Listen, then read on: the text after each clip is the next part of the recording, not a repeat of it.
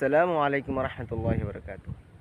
প্রিয় ভাই ও বোনেরা, মুমিনের প্রকৃত সৌন্দর্য তার চরিত্রে লুকিয়ে থাকে।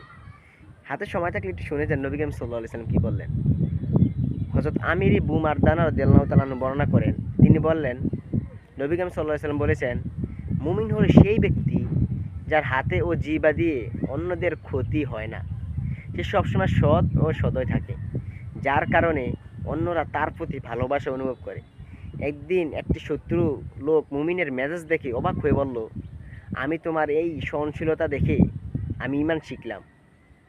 নবী করিম সাল্লাল্লাহু আলাইহি সাল্লাম আরও বললেন, আসলে মুমিনদের মধ্যে সবচেয়ে উত্তম হলো সে যার মেজাজ সবচেয়ে মিষ্টি এবং শান্ত। আল্লাহু আকবার, আল্লাহু আকবার। আপনার মেজাজ নিমন্ত্রণ করাই হচ্ছে আপনার ঈমানের দায়িত্ব।